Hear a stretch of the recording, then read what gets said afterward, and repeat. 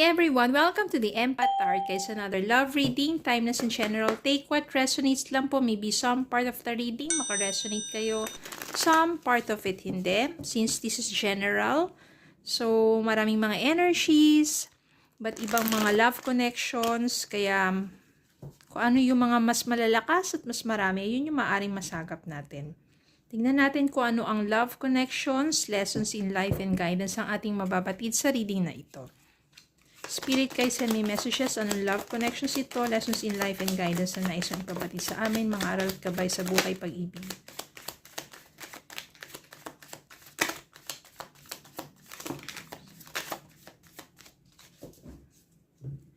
Tingnan natin ang mga lumabas na mga mensaheng to. Medyo marami-rami.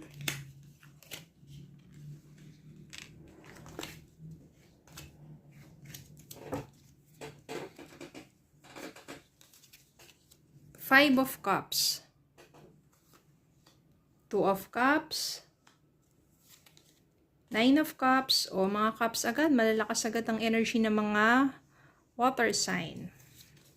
Magician, Eight of Wands, Seven of Cups, Queen of Swords, Page of Wands, Ten of Wands, Two of Wands.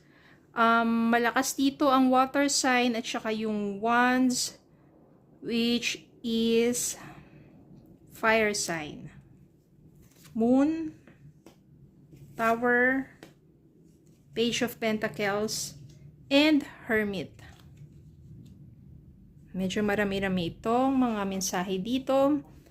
Well,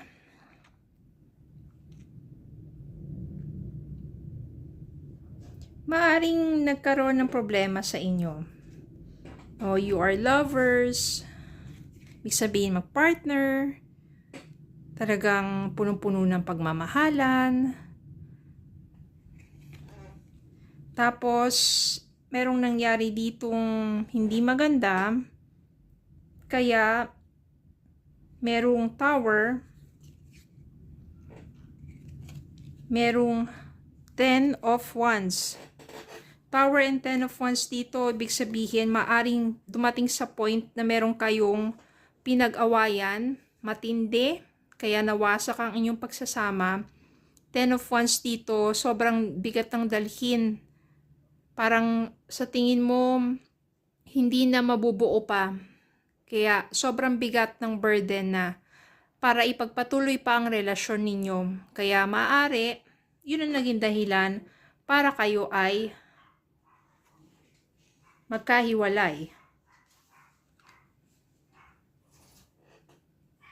Hindi naging madali para sa inyo yung paghihiwalay na yun kasi nag-umpisa kayo na so much love eh.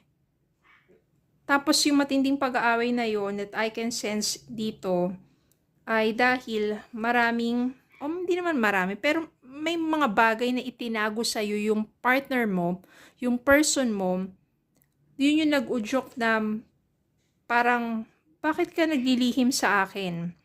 Di ba parang, dapat, di ba, pangako sa isa't isa na walang lihiman. At maaring, yung ginawa niyang yun, may malaking impact do sa relasyon ninyong dalawa. Pwede kasi dito yung nilihim niya about money. Pwede rin naman meron siyang mabigat na dinadala na hindi niya masabi sa'yo, sinarili na lang niya. So, imbis na matulungan mo siya, unawain mo siya bakit ganun nangyayari sa kanya, hindi mo maintindihan. Iba na tuloy kinikilos niya, yan pala napakalaki na ng burden niya. Hindi niya kasi sinishare sa'yo kung ano yung problema niya, sinarili niya. Then, naapektuhan ang inyong relasyon, marami kayong hindi pagkakaunawaan hanggang sa tuluyan na kayo nagkahiwalay. May mga times dito na sinusubok ninyo ito.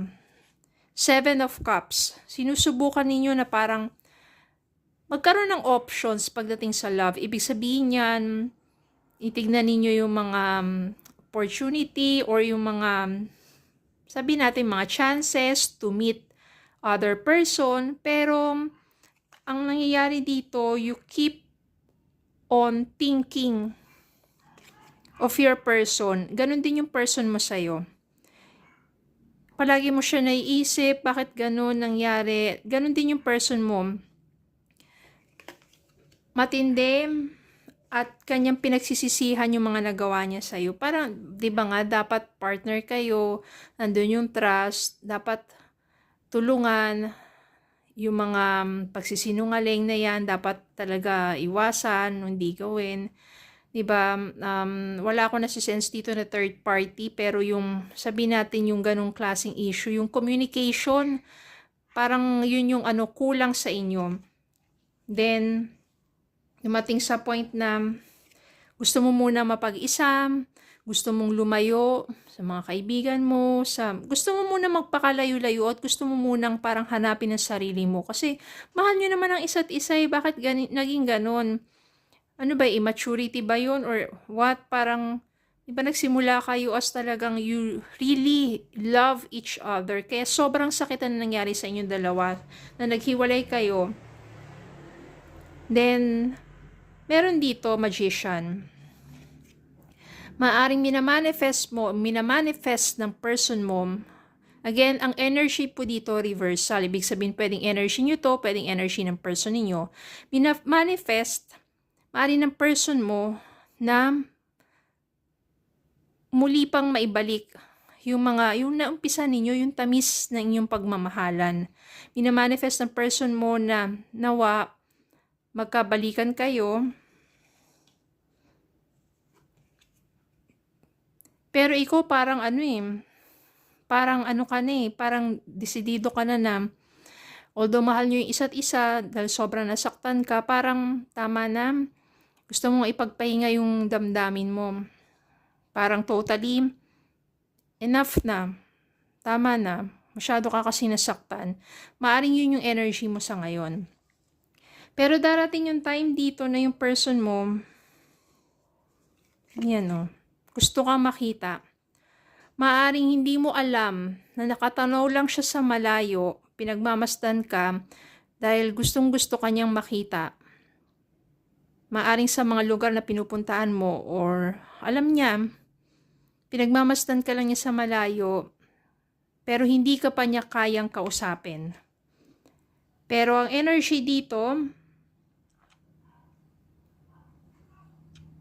kapag ready na siya, nakausapin ka, nandito kasi si Eight of Wands tsaka Page of Pentacles. Kapag ready na siya, harapin ka, kausapin ka, ready na at tsaka malakas na yung loob niya na lumapit sa'yo, magkakaroon kayo ng heart-to-heart talk ng taong to. At doon, mararamdaman mo ng husto yung kanyang pagsisisi, yung kanyang mga regrets, mga nagawa niya sa'yo. At doon, maaring nais niya, sabihin natin, humingi ng tawad at humingi ng second chance. And this Page of Pentacles, ano yung dala-dala niya? Yung pentacle na yan means yung opportunity para sa inyong relationship for a long lasting. Ibig sabihin yan, mas magiging matatag. Kumbaga, marami siyang natutunan sa mga nagawa niyang hindi maganda. Marami siyang natutunan sa inyong love connection, sa inyong relasyon, at dadalhin niya yon. Kaya yung punong-puno ng pagsisisi niya, gusto kanyang kausapin, mangyayari yan sa tamang panahon. Pero sa ngayon, sumusulyap lang yan sa'yo sa malayo. At tinanais na palagi ka makita pero hindi pa niya kayang kausapin ka. Pero when the time is right, yan, darating din yung pag-uusap ninyong dalawa. At ito siya magpapahayag kung ano yung thoughts and feelings niya, yung mga regrets niya, yung pagsisisi niya, yung paghingi niya ng panibagong pagkakataon sa inyong dalawa. At ang mangyayari dito, since nandito si Nine of Cups, ibig sabihin, it will be a wish fulfillment. Kasi mararamdaman mo kapag nag-usap kayo, tapos nakatingin kayo sa mga mata ninyo. Because sabi nga, yung eyes are the soul, are the window of your soul. So mararamdaman pag nakatitig ka habang nag-uusap kayo, mararamdaman mo at makikita mo sa mga mata niya yung tunay na pagsisisi at yung pagnanais na makasama ka muli. At ikaw rin, mafe-feel mo rin yan, deep within, parang mawawala lahat ng, sabihin natin, galit, mag-heal. At doon, mas mapapagbigyan ng panibagong pagkakataon. Nandun magkakaroon ng forgiveness, at it will be a wish fulfillment para sa inyong dalawa. Kasi, love nyo naman talaga isa't isa eh. Matindi lang siyang problema na hindi niya kayang sabihin sa'yo, hindi niya na-share sa'yo. Naging, akala mo nagbago na siya, akala mo parang wala na siyang tiwala sa'yo, mga ganun. Pero ngayon, mas na-realize niya na, since mag-partner kayo, kailangan din, diba parang share your thoughts and feelings kung may mga problema ka, nahihirapan ka, doon niya na-realize na, ikaw nga talaga yung katuwang sa buhay niya. Which is, yun na yun, yun na yun na naunawaan niya at na sabihin natin, naging aral sa inyong relasyon. Pero love ka ng taong ito.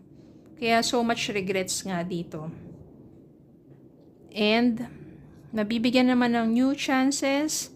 Yan, 9 of Cups, it will be a wish fulfillment for you to be together in the right time. Pero ang energy niya ngayon kasi gusto niya lang makita ka sa malayuan, hindi pa niya kayang kausapin ka, pero darating yung panahon na magkakausap kayong dalawa, mag-o-offer siya sa'yo ng panibagong simula, mararamdaman mo yung pagbabago, yung pagsisisi, yung pagmamahal niya sa'yo. At sabihin natin, mas magtatagumpay, mas mananaig dito yung love.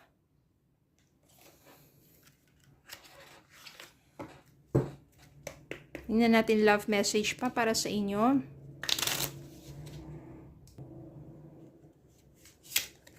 Reconciliation. Someone from your past is or will be returning to your life soon.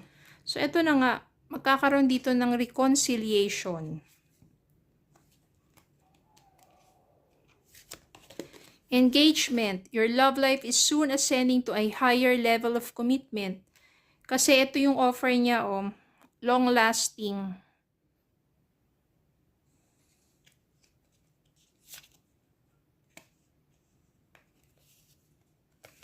Twin flame. This person is your mirror soul. This is why this connection feels so sacred for you. To you. Yan. Maaring siya nga talaga yung twin flame mo. Magkakaroon kayo ng reconciliation, pagbabalikan, forgiveness, acceptance, new beginnings, and it will lead into lifetime commitment, engagement, and syempre, eventually, to a lifetime commitment.